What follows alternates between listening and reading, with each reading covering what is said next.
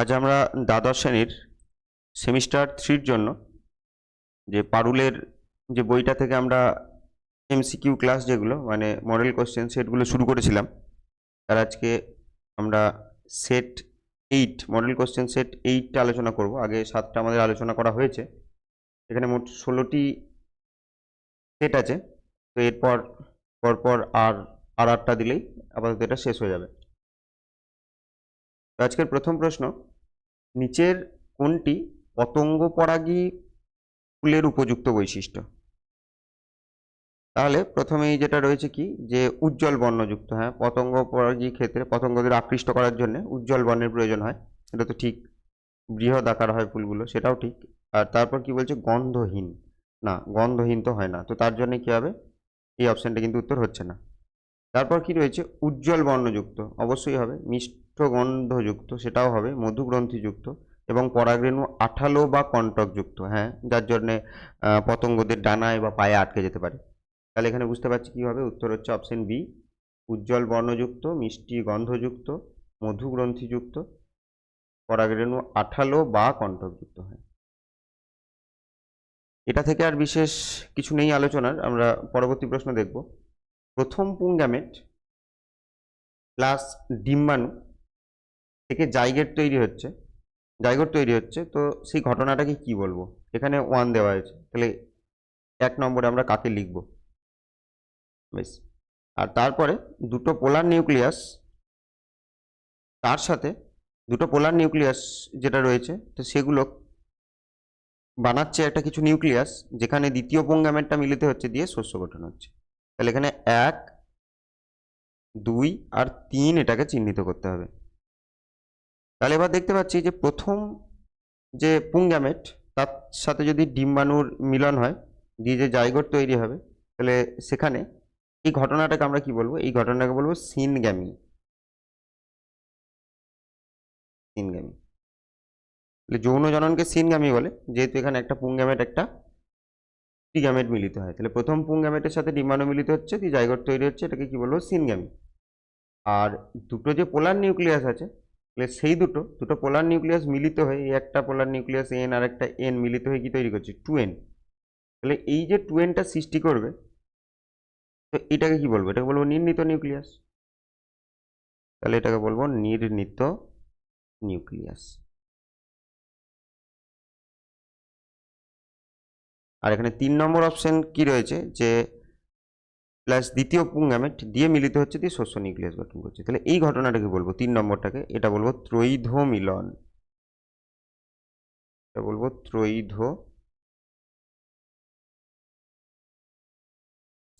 মিলন। তাহলে এখানে সিনগ্যামি আর ত্রৈধ মিলন, এই দুটোকে একসাথে কি বলবো? এই দুটোকে একসাথে বলবো দ্বিনিষেক। তাহলে দ্বিনিষেক। তাহলে এখানে কি কি থাকবে? এক হচ্ছে ত্রৈধ মিলন, আর একটা হচ্ছে সিনগ্যামি। তাহলে এখানে উত্তর কি হবে? সিনগ্যামি, নির্ণিত নিউক্লিয়াস আর ত্রৈধ মিলন। তাহলে প্রথমে আছে সিনগ্যামি, তারপর আছে নালিকা, না নালিকা কোষ না, আর ত্রৈধ মিলন। তাহলে দ্বিতীয়টা আইসোগামী বলছে, এটা হচ্ছে না, তা বলছে সিনগ্যামি, নির্ণিত নিউক্লিয়াস আর ত্রৈধ মিলন। বেশ, তাহলে এখানে উত্তর হবে অপশন সি, সিনগ্যামি, নির্ণিত নিউক্লিয়াস আর ত্রৈধ মিলন বা ট্রিপল ফিউশন।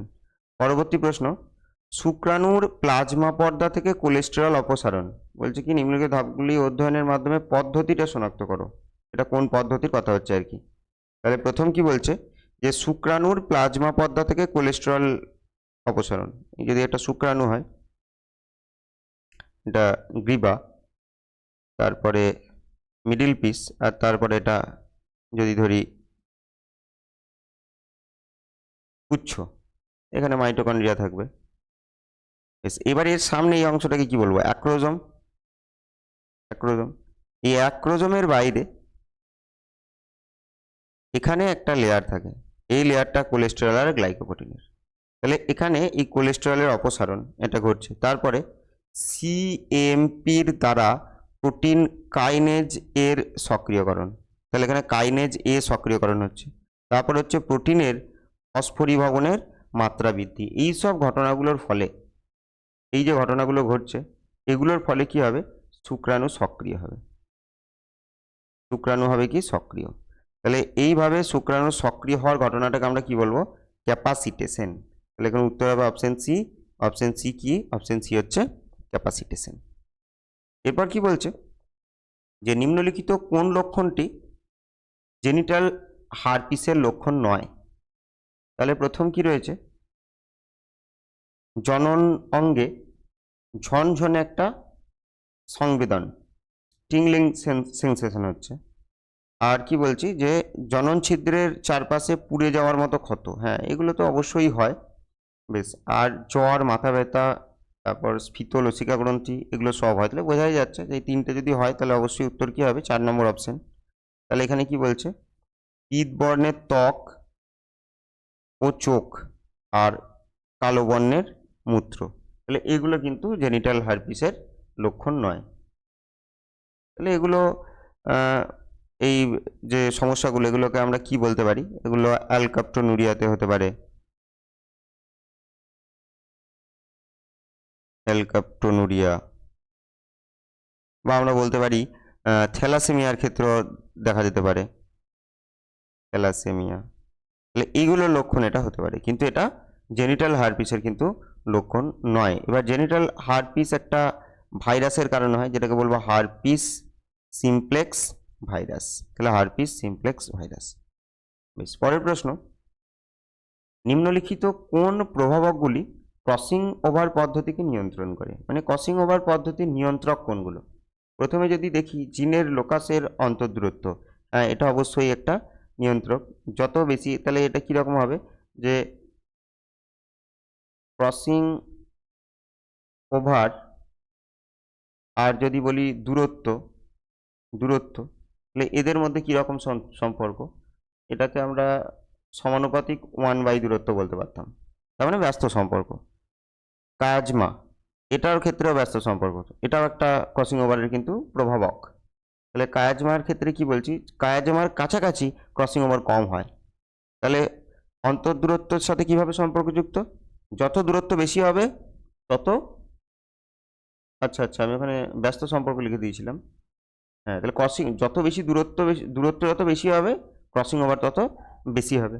আর কায়াজমার কাছাকাছি কিন্তু ক্রসিং ওভার কম হবে। সেন্টোমিয়ার থেকে জিনের দূরত্ব যত বেশি হবে তত ক্রসিং ওভার বেশি হবে, সেন্টোমিয়ারের কাছাকাছি ক্রসিং ওভার কম হয়। হেটেরোক্রোমাটিনে ক্রসিং ওভার হবে না। আর ক্রোমোজোমের দৈর্ঘ্য, তাহলে ক্রোমোজোমের দৈর্ঘ্যর ক্ষেত্রে যদি দেখি, যদি বড় দৈর্ঘ্য হয় তো সেক্ষেত্রে ক্রসিং ওভারের সম্ভাবনা বাড়বে। তাহলে আমরা যদি দেখি অন্তর্দূরত্ব বেশি হলে, আমি এগুলো উপরের দিকে তীর চিহ্ন দিচ্ছি, তাহলে ক্রসিং ওভার বাড়বে। কায়াজমার কাছে ক্রসিং ওভার হয় না। বেশ, তা সেন্টোমিয়ার থেকে জিনের দূরত্ব যদি বেশি হয় তাহলে ক্রসিং ওভার হওয়ার সম্ভাবনা বাড়বে।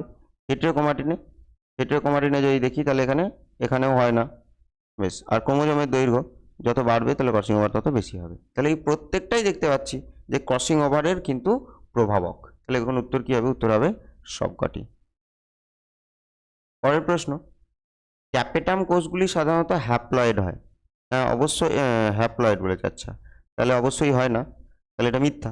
আর ট্যাপেটাম কোষগুলিতে সাইটোপ্লাজম থাকে না, এটাও মিথ্যা। তাহলে এখানে দুটো বিবৃতিই ভুল, তাহলে এখানে দুটি বিবৃতি ভুল। তাহলে ট্যাপেটামে অবশ্যই সাইটোপ্লাজম থাকে, আর ট্যাপেটামে যে নিউক্লিয়াসটা হবে সেই নিউক্লিয়াসগুলো কি হবে, পলিপ্লয়েড।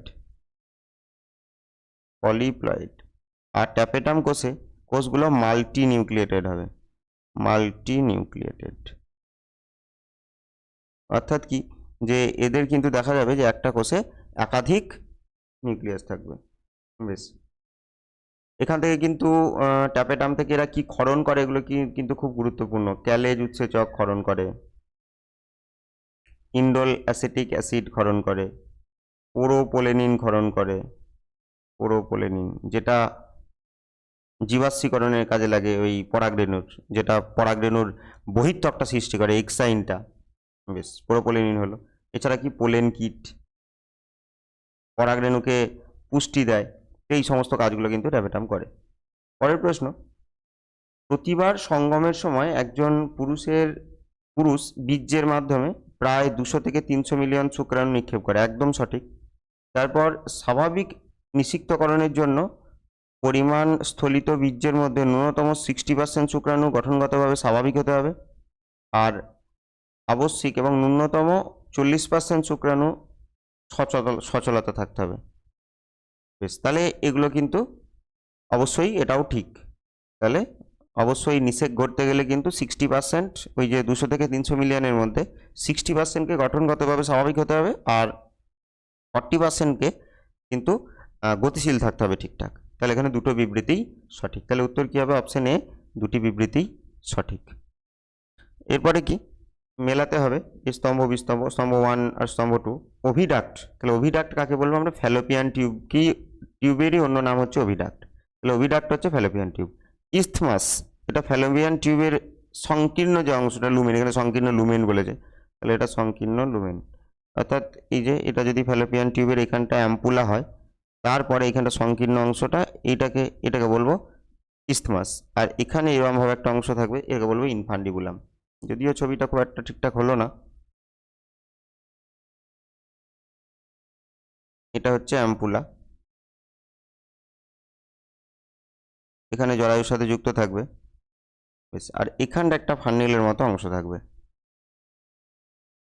তাহলে এইটাকে বলছে, এটা কি বলছে? এটা ইস্থমাস, ইস্থমাস। আর এইটা হচ্ছে অ্যাম্পুলা, অ্যাম্পুলা। আর নিচের এই যে অংশটা, এই পুরো ফানেলের মতো অংশটা, এটাকে আমরা বলতে পারি ইনফান্ডিবুলাম। আর এগুলো বলবো ফিমব্রি, ফিমব্রি। এবার এখানে জানতে কি চেয়েছে? অভিডাক্ট। অভিডাক্ট তো পুরোটাকে বলবো, অর্থাৎ কাকে? ফ্যালোপিয়ান টিউবকে। ইস্থমাস কাকে? এই সংকীর্ণ অংশটাকে ইস্থমাস বলবো। বেশ, তারপর হচ্ছে জরায়ু। জরায়ু তো এই অংশটা জরায়ু। তাহলে এবার এখানে দেখি জরায়ু বলতে উল্টানো, হ্যাঁ উল্টানো নাসপাতি। তাহলে জরায়ুর আকার উল্টানো নাসপাতির মতো। আর ইনফান্ডিবুলাম, এটা ফানেল আকৃতি। তাহলে 2 নম্বর। তাহলে কি দেখা যাচ্ছে? যে উত্তর হলো 3 1 4 2, 3 1 4 2, 3 4 2 1 হবে না, 3 1 4 2, হ্যাঁ অপশন বি। তাহলে এখানে উত্তর হবে অপশন বি। পরের প্রশ্ন কি বলছে? একজন গর্ভবতী মহিলার এন্ডোমেট্রিয়াম খসে পড়ে না, ফলে রজস্রাব ঘটে না। হ্যাঁ, এন্ডোমেট্রিয়াম খসে পড়লেই রজস্রাবটা হয়। বেশ, এরপর বলছে কি? গর্ভাবস্থায় প্রজেস্টেরনের গাঢ়ত্ব বৃদ্ধি পেতে থাকে। হ্যাঁ, তাহলে গর্ভাবস্থায় কর্পাস লিউটিয়াম স্থায়ী থাকে, আর কর্পাস লিউটিয়াম যখন স্থায়ী থাকবে তখন কি হবে? যে প্রজেস্টেরন কিন্তু খরিতে হবে, কারণ কর্পাস লিউটিয়াম প্রজেস্টেরন ক্ষরণ করে। তাহলে এটা দুটোও ঠিক। এবার যদি আমরা কারণ পড়ি, একজন গর্ভবতী মহিলার এন্ডোমেট্রিয়াম খসে পড়ে না, ফলে রজস্রাব ঘটে না, কারণ গর্ভাবস্থায় প্রজেস্টেরনের গাঢ়ত্ব বৃদ্ধি পেতে থাকে। তাহলে কি হবে? এটা সঠিক ব্যাখ্যাও। তাহলে কি হবে? Option A. প্রোজেস্টেরন হরমোনের মাত্রা কমে গেলেই কিন্তু রজস্রাব শুরু হয়। তাহলে এখানে বলছে কি? প্রোজেস্টেরনের মাত্রা বেশি, গাঢ়ত্ব বাড়তে থাকবে, এটা অবশ্যই ঠিক। তারপরে প্রশ্ন কি বলছে? গর্ভনিরোধক ব্যবস্থা অবাঞ্ছিত গর্ভাবস্থাকে প্রতিরোধ করে। হ্যাঁ অবশ্যই। তাহলে অবাঞ্ছিত গর্ভাবস্থাকে প্রতিরোধ করবে কে? গর্ভনিরোধক ব্যবস্থা। বিভিন্ন ধরনের কন্ট্রাসেপটিভ মেথড আছে, ভৌত আছে, তারপর বাধাদায়ক আছে, তারপরে রাসায়নিক আছে, বিভিন্ন রকম শল্য চিকিৎসার মাধ্যমে স্থায়ী বন্ধ্যাত্বকরণ আছে। বেশ, তাহলে এখানে বলছে শুধুমাত্র মৌখিক গর্ভনিরোধক বড়ি, অর্থাৎ এটাকে কাকে বলা হচ্ছে? ওসিপিস, ওরাল কন্ট্রাসেপটিভ পিলস। তাহলে ওসিপিস অবাঞ্ছিত গর্ভাবস্থাকে প্রতিহত করতে সমর্থ হয়। এই যখন এই শুধুমাত্র কথাটা থাকবে, এটা একটা নেগেটিভ শব্দ, তাহলে হবে না উত্তর। যে শুধুমাত্র এই ওসিপি একটা অবশ্যই উপায় যে গর্ভাবস্থাকে প্রতিহত করতে সমর্থ হয়, ওসিপি একদম ঠিক। কিন্তু যখন বলছে শুধুমাত্র ওসিপিস দ্বারা হয়, তাহলে এটা কিন্তু ভুল। তাহলে কারণটা হচ্ছে কিন্তু এক্ষেত্রে ভুল। তাহলে কি হবে এখানে উত্তর? এ সঠিক, অ্যাসারশন ঠিক, কিন্তু রিজন হচ্ছে ভুল। পরে এখানে এটা জাইগোট থেকে কি কি তৈরি হয় বলা আছে। এ বলছে সাসপেন্সর কোষ, আর বি বলছে প্রান্তীয় কোষ। এ বলছে, আচ্ছা, জাইগোট দুটো কোষ গঠন করে, একটা হচ্ছে প্রান্তীয় কোষ, আর একটাকে এ বলে মার্ক করে দিয়েছে। তাহলে এটা কি হবে? তাহলে একটা যদি প্রান্তীয় কোষ হয়, একটা কি হবে? ভিত্তিকোষ হবে, ভিত্তিকোষ। তাহলে এইটা দেখি আগে অপশন এলিমিনেট করি। ভিত্তিকোষ এটা উত্তর হতে পারে।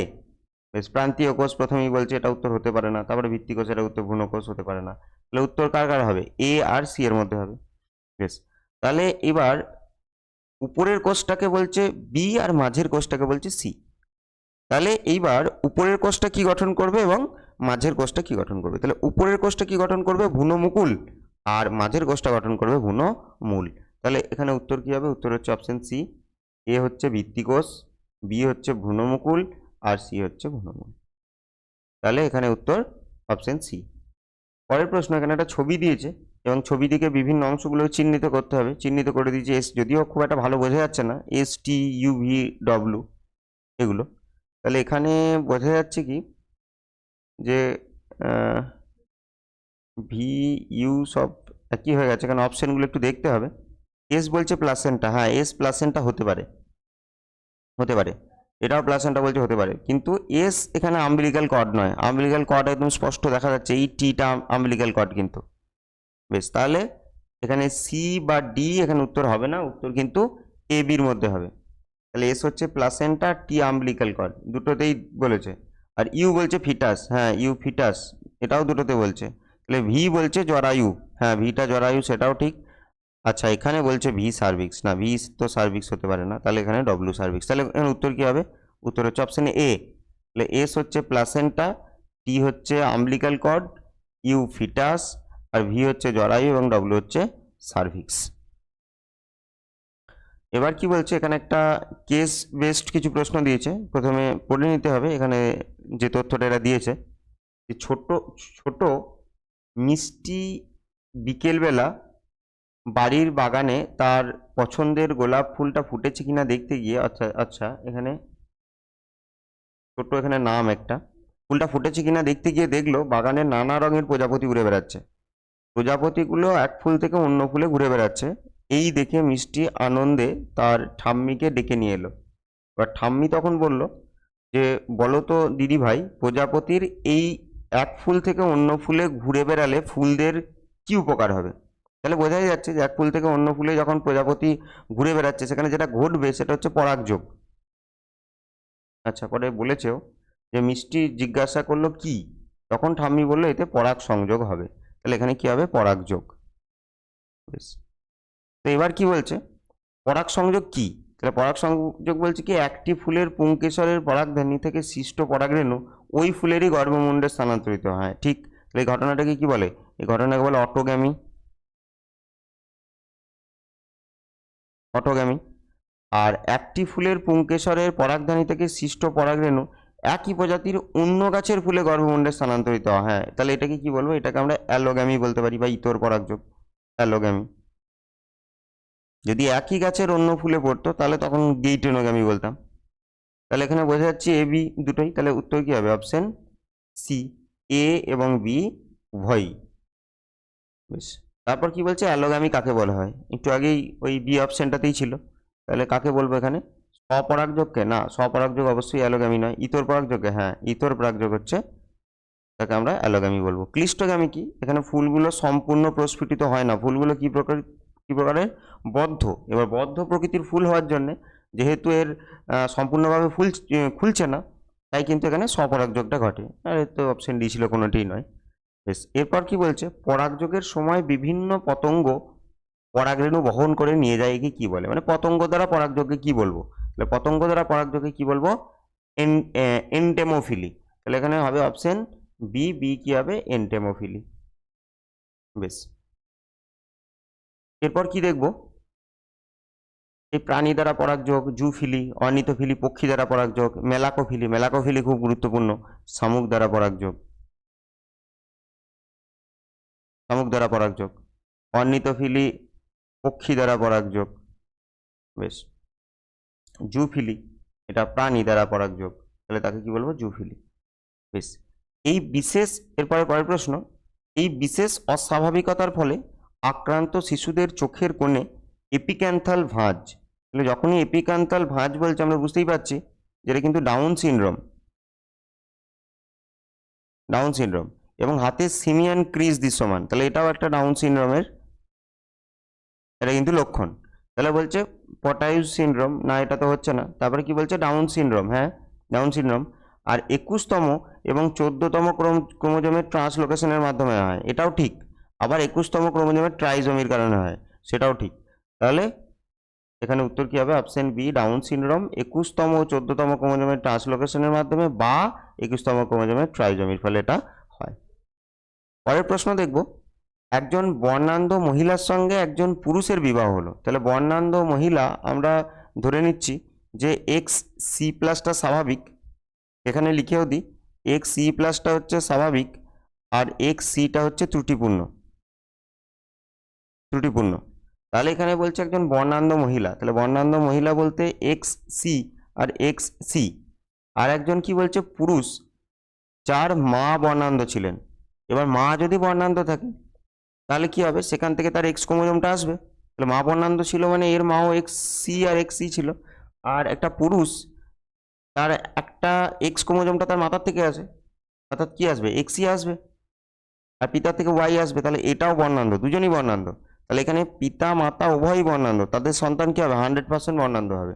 তাহলে এখানে উত্তর কি হবে 100%। আচ্ছা 100% আরও ছিল, বেশ দেখিনি আগে কি।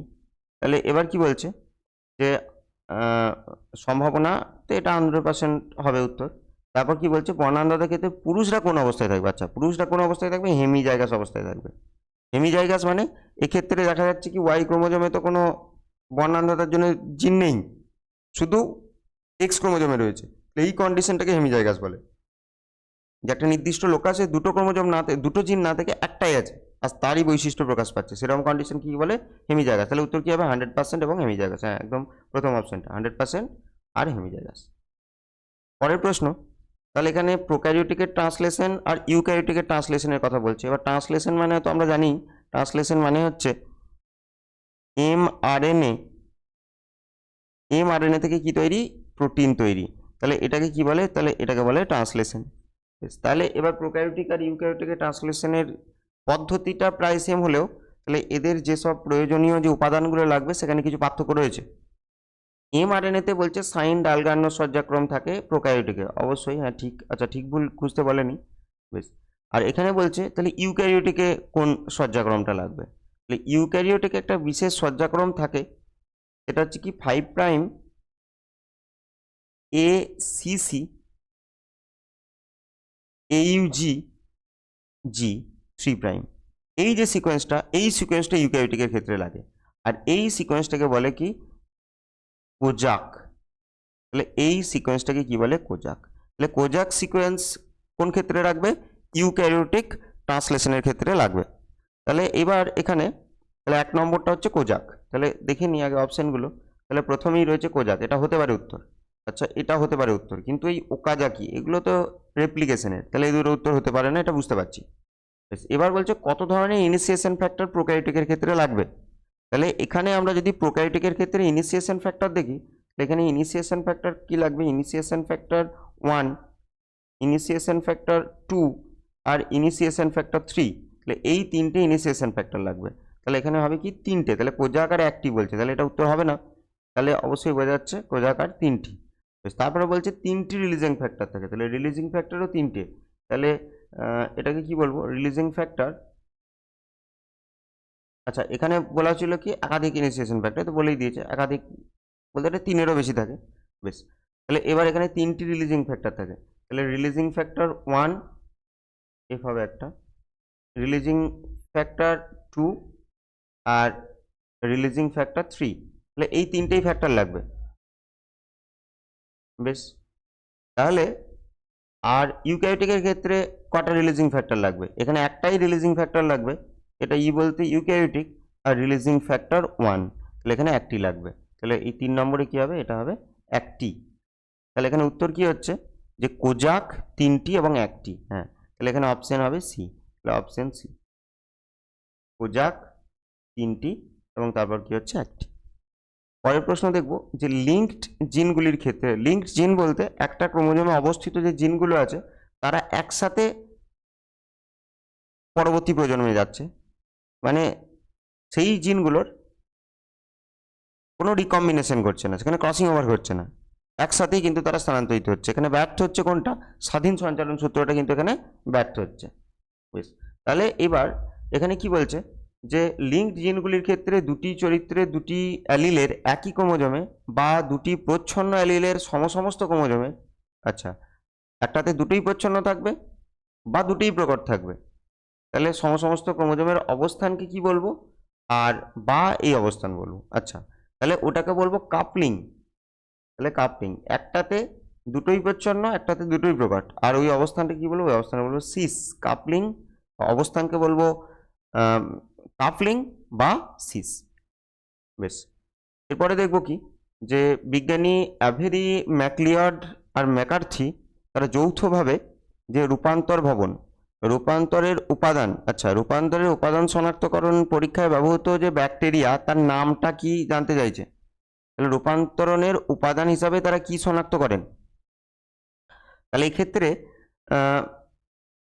মানে পরীক্ষাটা করেছিল স্ট্রেপ্টোকক্কাস নিউমোনি নিয়ে। তাহলে কি নিয়ে? Streptococcus pneumoniae. এবং সেটা দিয়ে কি শনাক্ত করেছিল? এবং তারা শনাক্ত করেছিল ডিএনএই হচ্ছে প্রধান জেনেটিক উপাদান, ডিএনএটাই যাচ্ছে। তাহলে এখানে উত্তর কি হবে?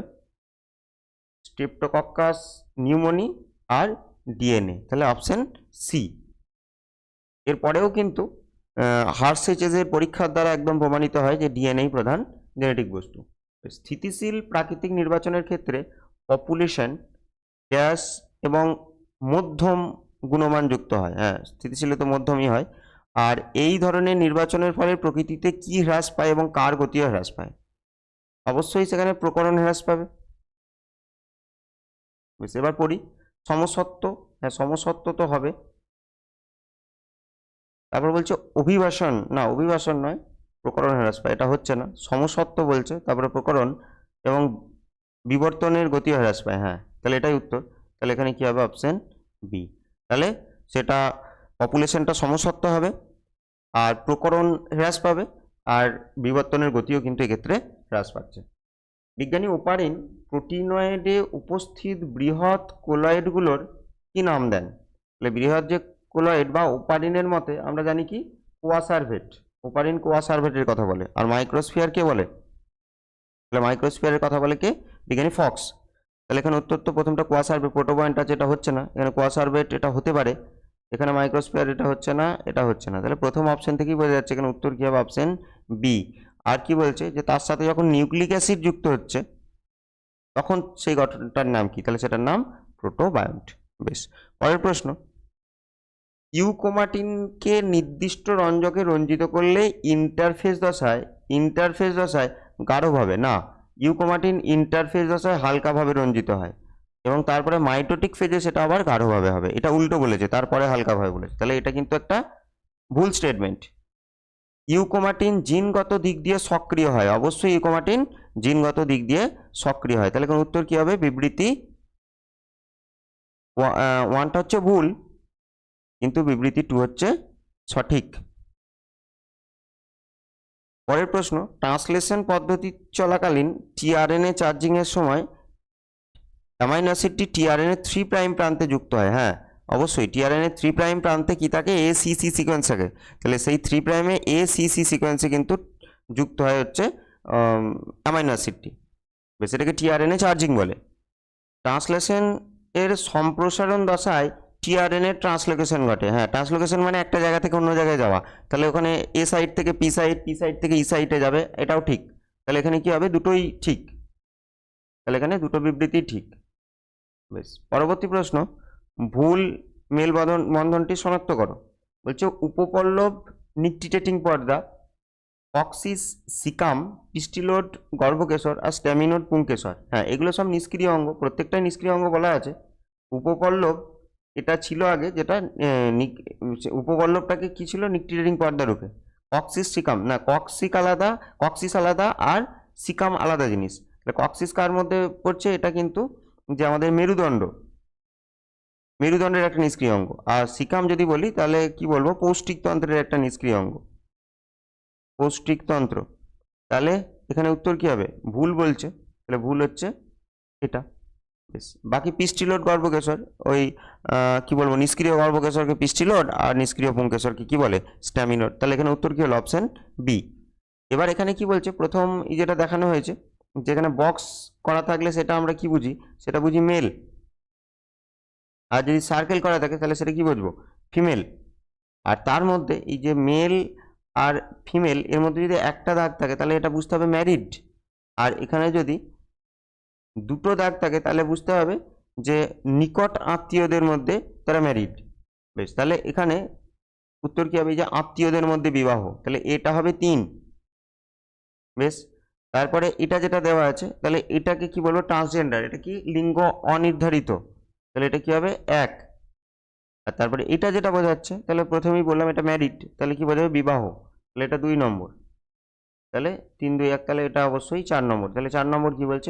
এটা বোঝালে কি বোঝাবে? এটা মৃত। তাহলে কি হবে? 3 1 2 4। তাহলে এখানে অপশন 3 1 2 4, একদম প্রথম অপশনটাই, তাহলে কি হবে? 3 1 2 4।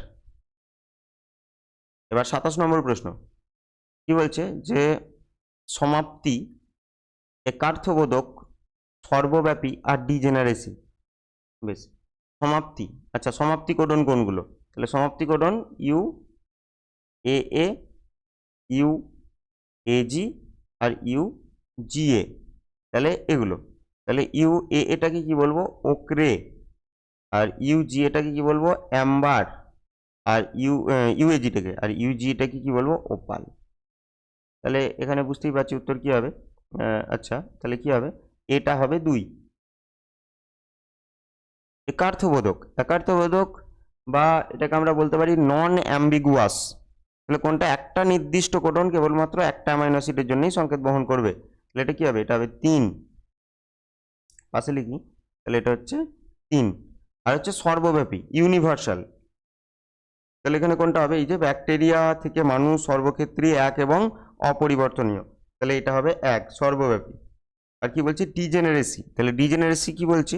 যে একটা অ্যামাইনো অ্যাসিডের জন্য কিন্তু একাধিক কোডন থাকতে পারে, এই যে একের বেশি কোডন একটি নির্দিষ্ট অ্যামাইনো অ্যাসিডকে জন্য সংকেত বহন করতে পারে, তাহলে ডি হচ্ছে 4। তাহলে কি হবে? 2 3 1 4, তাহলে দেখি 2, এটা 3 আছে, 2 1, এটাও নয়, 2 3 1 4, তাহলে কি হবে? Option C, 2 3 1 4। পরের প্রশ্ন, মেন্ডেল ব্লেন্ডিং মতবাদের জনক? না, ব্লেন্ডিং বলতে কি? যখন দুটো আলাদা আলাদা বৈশিষ্ট্যের জীবের মধ্যে সংকরায়ন ঘটানো হবে, তখন কি দেখা যাবে? যে প্রথম অপত্যজনুতে একটা মিশ্রণ দেখা যাবে, মিশ্রিত অবস্থা দেখা যাবে বৈশিষ্ট্যগুলোর। কিন্তু না, মেন্ডেল কিন্তু ব্লেন্ডিং মতবাদের জনক নয়, এটা কিন্তু পৃথক ভবন সূত্র দিয়েছিল ওখান থেকে, তাহলে ভুল। আর মটর গাছের ক্ষেত্রেই কেবলমাত্র ব্লেন্ডিং মতবাদ কার্যকরী, না, তাহলে অবশ্যই মটর গাছের ক্ষেত্রে কার্যকরী নয়। তাহলে এখানে উত্তর কি হবে? দুটোই ভুল, তাহলে অ্যাসারশন এবং রিজন উভয়ই ভুল। পরের প্রশ্ন, দুজন মানুষের ডিএনএ ফিঙ্গারপ্রিন্টিং কখনো সদৃশ হয় না? অবশ্যই তাই, সদৃশ হয় না, কারণ ভিএনটিআর আলাদা আলাদা সংখ্যায় থাকে। ভিএনটিআর মানে ভ্যারিয়েবল নাম্বার অফ ট্যান্ডম রিপিট, এটা রিপিটটা নির্দিষ্ট হতে পারে, কিন্তু রিপিটের সংখ্যাটা সবার ক্ষেত্রে সেম হয় না। পরে কি বলছে? ক্রোমোজোমের বিভিন্ন দৈর্ঘ্য বিশিষ্ট, বলেই দিয়েছে ভিএনটিআর এর উপস্থিতির এই বিভিন্নতা সৃষ্টির জন্য দায়ী। অবশ্যই ঠিক, আর এটা এর সঠিক ব্যাখ্যা। তাহলে উত্তর কি হবে? এ এবং আর উভয় সঠিক, এবং আর এর সঠিক ব্যাখ্যা। পরের প্রশ্ন দেখব, নিচের বক্তব্য দুটির মধ্যে একটি বিবৃতি, অন্যটি কারণ। আচ্ছা, জিন প্রবাহ জিনগত প্রকরণকে ত্বরান্বিত করে, অবশ্যই তাই, যে একটা জায়গা থেকে অন্য জায়গায় যদি কোনো একটা জীব চলে যায়, তাহলে কি হচ্ছে? তাকে বলবো জিন প্রবাহ, আর সেটা জিনগত প্রকরণকে ত্বরান্বিত করে। আর মাতৃ পপুলেশনে উপস্থিত অ্যালিলের অপসারণ এবং নতুন অ্যালিলের যদিচ্ছ সংযোজন অ্যালিল ফ্রিকোয়েন্সিকে প্রভাবিত করে না, অবশ্যই ভুল, অবশ্যই প্রভাবিত করে। যে উপস্থিত অ্যালিলে যদি অপসারণ হয়, তাহলে সেখানে কিন্তু অ্যালিল ফ্রিকোয়েন্সি চেঞ্জ হয়ে যাবে। তাহলে কি হবে? এটা ঠিক, কিন্তু আটটা ভুল, তাহলে এখানে এ সঠিক, অ্যাসারশন ঠিক, কিন্তু রিজন ভুল। পরবর্তীতে এটা একটা ছবি দিয়েছে যে সেন্ট্রোমিয়ার অবস্থান অনুযায়ী কোনটা কোন প্রকারের হবে। এখানে আগে আমরা দেখে নিই, যে প্রথমে আমরা যদি দেখি, এটা প্রায় শেষের কাছে আছে এমটা, এটাকে আমরা অ্যাক্রোসেন্ট্রিক বলতে পারি। যে কোনটা শেষের কাছে আছে? এর সেন্ট্রোমিয়ারটা, সেন্ট্রোমিয়ারটা প্রান্তের কাছে আছে, তাহলে এটাকে কি বলবো? অ্যাক্রোসেন্ট্রিক, অ্যাক্রো হবে, তাহলে এটাকে বলবো অ্যাক্রো, অ্যাক্রো। তারপরে এই যেটা রয়েছে এনটা, তাহলে এটা দেখতে পাচ্ছি মাঝের কাছে আছে, তাহলে একে বলবো সাবমেটা, সাবমেটা সেন্ট্রিক, আমি শুধু সাবমেটা লিখলাম। আর এটা একদম মাঝে আছে, তাহলে এটা মেটা সেন্ট্রিক। আর এটা একদম প্রান্তে আছে, এটাকে কি বলবো? এটাকে বলবো টেলোসেন্ট্রিক। এগুলো ক্লাস 10 থেকে পড়ছি আমরা। তাহলে অ্যাক্রোসেন্ট্রিক, সাবমেটাসেন্ট্রিক, মেটাসেন্ট্রিক আর টেলোসেন্ট্রিক। তাহলে অ্যাক্রোসেন্ট্রিক, মেটাসেন্ট্রিক, না এটা তো হচ্ছে না। তারপর বলছে প্রথমে টেলোসেন্ট্রিক আছে, হচ্ছে না। Acrocentric, submetacentric, metacentric, telocentric. হ্যাঁ, তাহলে কি হবে? প্রথমে অ্যাক্রো, হ্যাঁ, তারপরে কি দেখলাম? সাবমেটা, ঠিক আছে, তারপরে মেটাসেন্ট্রিক, তারপরে টেলোসেন্ট্রিক। তাহলে এখানে কি হবে? Option C. পরের প্রশ্ন, পাশে প্রদর্শিত চিত্রটি কোন ধরনের ট্রান্সলোকেশন? ট্রান্সলোকেশন মানেই হচ্ছে একটা ক্রোমোজোমের একটা নির্দিষ্ট অংশ অসমস্ত ক্রোমোজোমে, নন হোমোলোগাস ক্রোমোজোমে গিয়ে স্থানান্তরিত হওয়া। বেশ, তাহলে এটা বিভিন্ন ধরনের আছে, সরল আছে, জটিল আছে, শিফট আছে, রেসিপ্রোকাল আছে। তাহলে এখানে যেটা ঘটছে যদি দেখি এটার ক্ষেত্রে, যে A B C D E আর একটা এম এন ও দিয়ে দুটো ক্রোমোজোম আছে, দুটো অসমস্ত সমসমস্ত, সেটা বোঝানো হচ্ছে। বেশ, এবারে এখানে কি দেখতে পাচ্ছি? যেখানে A B C D E ছিল, এখানে হয়ে যাচ্ছে এ ডি ই। তার মানে কি বোঝা যাচ্ছে? এ ডি আর ই হয়ে যাচ্ছে। আচ্ছা, বি আর সিটা এখানে কেটে গেছে, বি সিটা কেটে গিয়ে দেখতে পাচ্ছি যে এর এই যে মাঝে এখানে প্রবেশ করে গেছে। এটা যদি একদম প্রান্তে প্রবেশ করতো তাহলে সরল হতো, ঠিক আছে, তাহলে সরল কখন হতো? যদি প্রান্তে হতো। কিন্তু দেখা যাচ্ছে এটা কি মধ্যবর্তী জায়গায় আছে, এটা বলবো শিফট। তাহলে এটাকে বলবো শিফট ট্রান্সলোকেশন। তাহলে এটা কিসের উদাহরণ? একটা শিফট ট্রান্সলোকেশনের উদাহরণ, যেখানে একটা ক্রোমোজোমের একটা অংশ অন্য একটা নন হোমোলগাস ক্রোমোজোমের অন্তর্বর্তী স্থানে যখন যুক্ত হচ্ছে। এবার 33 নম্বর প্রশ্ন দেখছি, প্রদত্ত চিত্রে ল্যাক ওপেরনের একটা ছবি দেখানো আছে। আই চিত্রে প্রদর্শিত, আচ্ছা, ল্যাক ওপেরনের, এটা দাঁড়িয়ে আছে। চিত্রে প্রদর্শিত এ বি সি ডি অংশগুলি শনাক্ত করে সঠিক বিকল্প নির্বাচন করো। তাহলে এখানে এ কোনটাকে বলছে? এটা। আচ্ছা, তাহলে এবার এখানে রিপ্রেসর আই, ল্যাক আইজিন, সেটা রিপ্রেসর এমআরএনএ, সেটা কি তৈরি করবে? একটা রিপ্রেসর প্রোটিন তৈরি। আচ্ছা, রিপ্রেসর প্রোটিন নিষ্ক্রিয় করে দেবে কে? এটা বোঝানো হচ্ছে। নিষ্ক্রিয় কে করবে? অ্যালোল্যাক্টোজ। এখানে কোথাও অ্যালোল্যাক্টোজ অপশন আমরা দেখতে পাচ্ছি না।